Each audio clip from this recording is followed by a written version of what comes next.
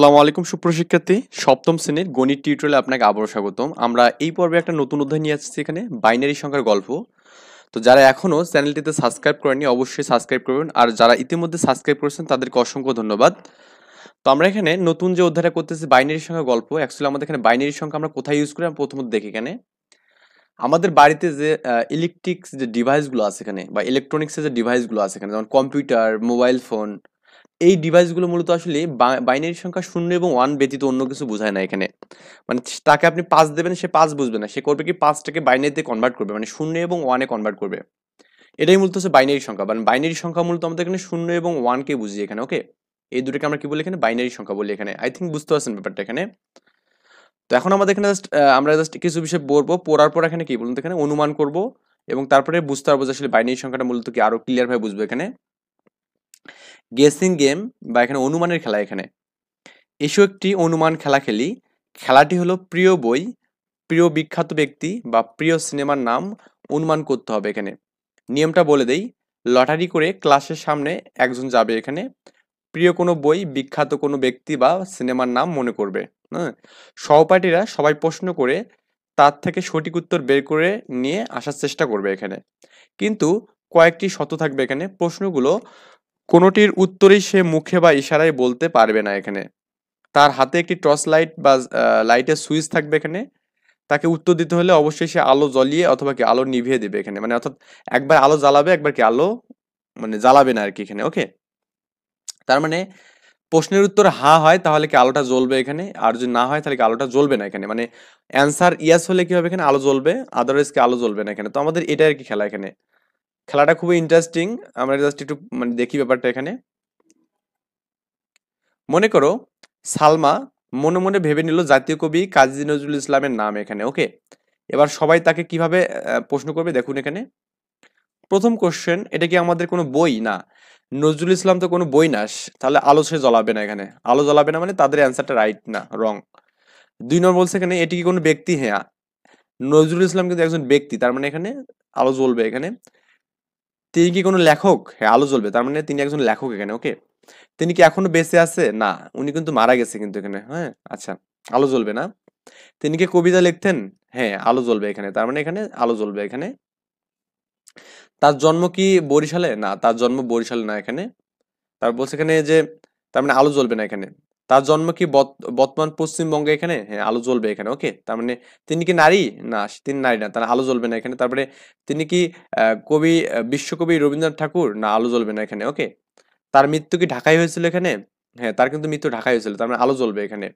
তিনি কি বিদ্রোহী কবি কাজী নজরুল ইসলাম? হ্যাঁ, আলো জ্বলবে। তার মানে আমাদের এই সবগুলো কোশ্চেন করার পর কিন্তু আমরা কিন্তু কি পাইছি এখানে, অ্যান্সার পেয়ে গেছি এখানে। কেমন হলো খেলাটি এখানে? এবার ভেবে দেখো, আলো জ্বলানো ছাড়াও আরো কি কি উপায়ে তুমি এই হা এবং না বুঝতে পারো এখানে। প্রথমত একটা বলছে এখানে, মাথা বা হাত ব্যবহার করে ইশারা করে এখানে। যে আপনাকে কোন একটা কোশ্চেন করছে, তুই কি এখানে যাবি, যে এরকম ভাবে বলেন, আপনি যে মাথাটাকে একটু যদি এদিক সেদিক করেন, ডান বাম করেন তাহলে কি না, আর যদি ওপর নিচ করেন তাহলে কি হ্যাঁ আর কি হয়, তাই না?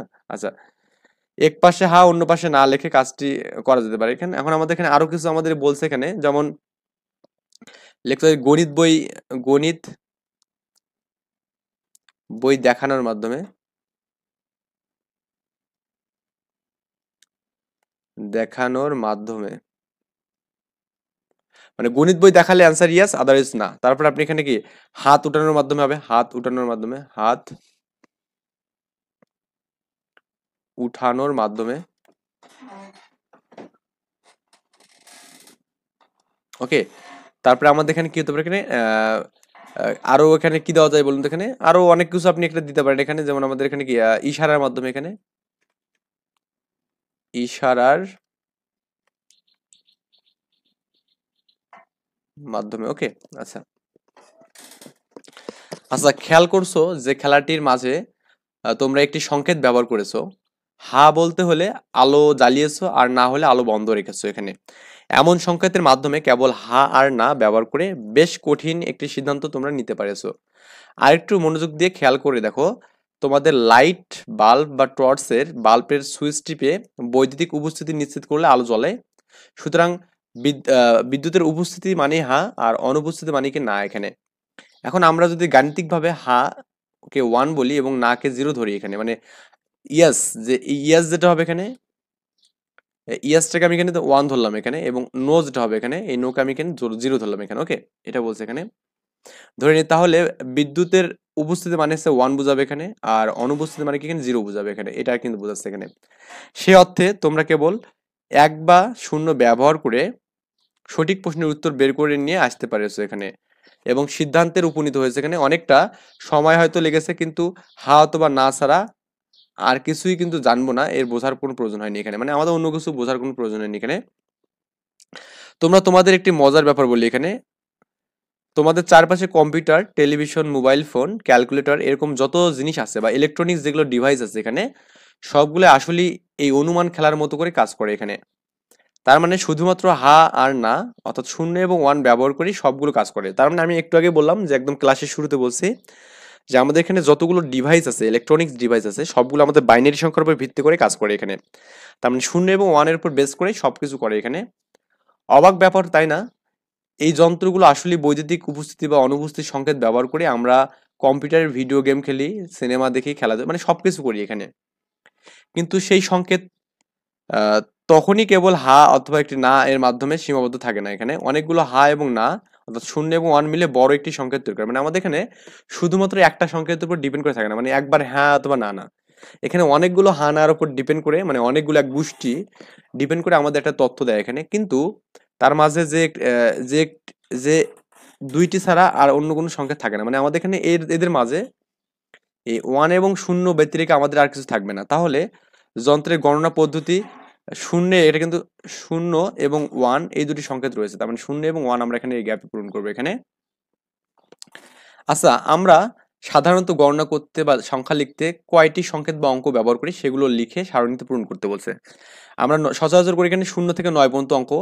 0, 1, 2, 3, 4, 5, 6, 7, 8, 9, এই 10টি অঙ্ক ব্যবহার করি এখানে। ওকে, কি করি? 10টি অঙ্ক ব্যবহার করি এখানে।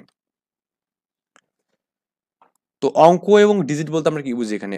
অঙ্ক যা সিঙ্গেল মানে এখানে, যেমন আমাদের এখানে 0, 1, 2, 3, 4, 5, 6, 7, 8 আর 9, এগুলোকে আমাদের অঙ্ক বলা হয় এখানে, অঙ্ক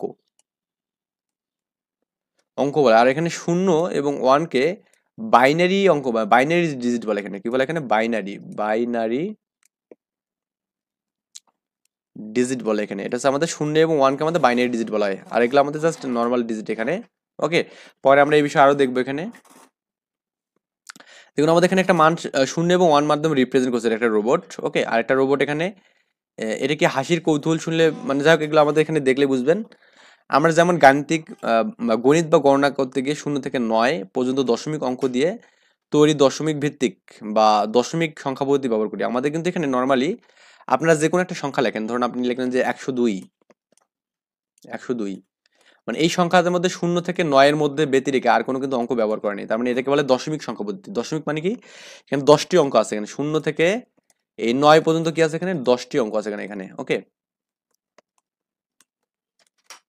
এই 10টি অঙ্ক দিয়ে আমাদের যেহেতু আমাদের এই সংখ্যা পদ্ধতি তৈরি, তার মানে এটাকে দশমিক ভিত্তিক সংখ্যা পদ্ধতি বলা হয় বা দশমিক পদ্ধতি বলা হয় এখানে। কম্পিউটার বা ইলেকট্রনিক্স যন্ত্রের ক্ষেত্রে এমন না এখানে, আমরা শুধু এখানে কি এই সবকিছু আমাদের কি 0 এবং 1 দিয়ে করে, তো এটাকে বলা হচ্ছে বাইনারি সংখ্যা পদ্ধতি বলে। বাইনারি বলতে আমরা কি বুঝি এখানে? দুই ভিত্তিক সংখ্যা পদ্ধতি আর কি, যেটাকে বলে আর কি। ওকে, তার মানে বাইনারি হচ্ছে আমাদের কি 0 এবং 1 যেখানে থাকে আর কি। দশমিক পদ্ধতিতে আমরা 0 এবং 1 পর্যন্ত চিহ্নগুলোকে অঙ্ক বা ডিজিট বলি এখানে। তো আমাদের এটা একটু ইম্পর্টেন্ট, আমি বললাম এখানে অঙ্ক যাকে বলে ইংলিশে অঙ্ক বলা হয় এখানে, আর ডিজিট হচ্ছে আমাদের বাংলা এখানে, সরি অঙ্ক হচ্ছে বাংলা এখানে, আর ইংলিশ হচ্ছে ডিজিট আর কি এখানে, সরি। তাই আমরা 0 এবং 1 কে বাইনারি অঙ্ক বা বাইনারি ডিজিট বলি এখানে। তো আমাদের বাইনারি অঙ্ক বা বাইনারি ডিজিট আমরা কিন্তু অলরেডি দেখলাম। বারবার বাইনারি ডিজিট না বলে বাইনারি বিট, বিআই, এবং ডিজিটের টি মানে বিট আমরা সংক্ষেপে বলতে পারি এখানে। ওকে, বাইনারি ডিজিটের মধ্যে আমাদের এখানে বাইনারি ডিজিট যেটা পেলাম এখানে, এই বাইনারি হচ্ছে বিআই নেব এখান থেকে। কি নেব এখানে? বিআই। আর আমাদের এখানে ডিজিটের হ্যাঁ টি নেব এখানে, টি। ওকে, টি নেব। তাহলে এটাকে একবার লেখা যাবে বিট বলা যাবে। কি বলা যাবে? বিট। ওকে, তাহলে 0 এবং 1 কে আমরা কি বলবো? বিট বলবো এখানে। কি বলবো? প্রতি একক বিট বলবো এখানে। ওকে, বিট লিখি এখানে, এখানে বলা আছে বিষয়টা। দুই ভিত্তিক সংখ্যা পদ্ধতি শূন্য এবং ওয়ান ছাড়া আর কোনো অঙ্ক নেই, এমন কিন্তু আরো অনেক সংখ্যা পদ্ধতি আছে এখানে।